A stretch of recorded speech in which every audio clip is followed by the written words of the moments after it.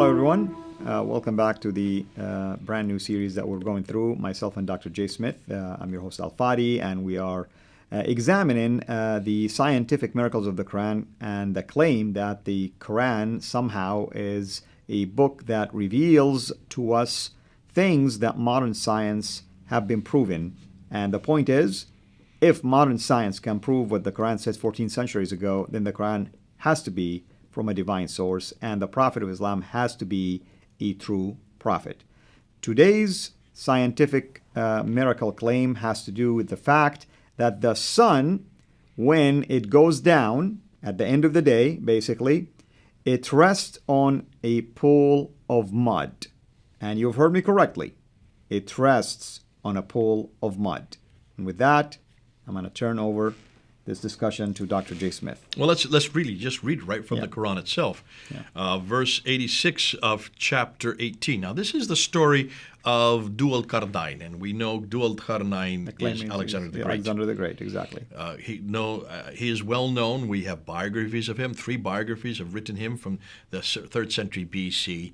He was the great Greek warrior, and he supposedly, according to the story, he goes to a people who he goes and he helps. But in verse 86 of this story, it says this: until when he, that's Dhu al-Qarnayn, Alexander the Great, reached the setting place of the sun. So if the sun goes down, he found it setting in a spring of black, muddy water. Now, today we know that that's not correct.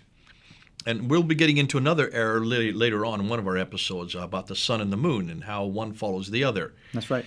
So if you see the sun setting in water, you're assuming, therefore, that it's moving down, and you're assuming that it's going around, because then it says the next day he sees it coming up on the other side. He runs to the east, then the next day, and he sees it rising out. But it sets in the west, and he rises over the run and sees it coming up in the east.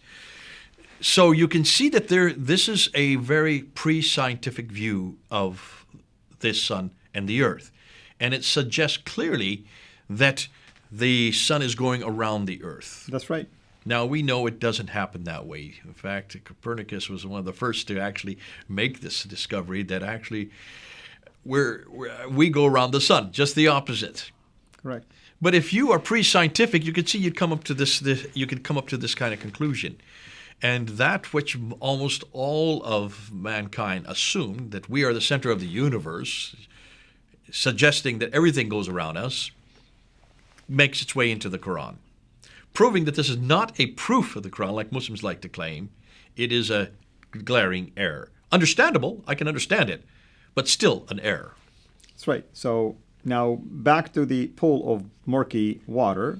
When you study the commentators, they clearly took this literally, and they would say that indeed Muhammad himself said in a number of traditions that that's what happened, that it sits to cool down basically overnight in a pool of mud, spring of muddy water, and that Dhul Qarnayn, because he supposedly expanded his territories all the way to the ends of the earth, technically speaking.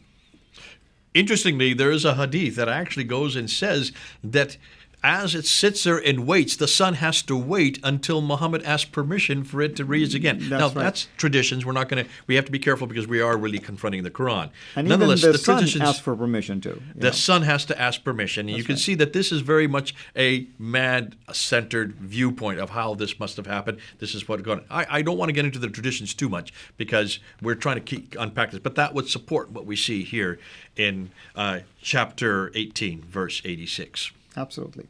Well, brother, I don't know what else we can add to this. It's a very simple, straightforward one. And our Muslim friends, of course, can go and examine for themselves these sources.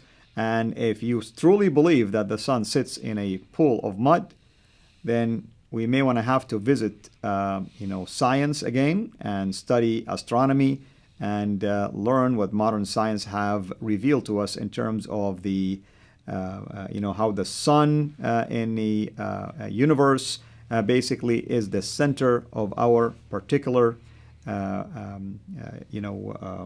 the universe we're living in and how the planets are the ones that are circulating around it, and the sun really is not sitting in any pool of mud whatsoever. Till we meet again, have a blessed day. Thanks for watching. Make sure to like and subscribe. Also, hit the bell so that you don't miss future videos. And please consider becoming a patron at patreon.com/CIRA International. And together we can introduce Muslims to the gospel of Jesus Christ. Thank you.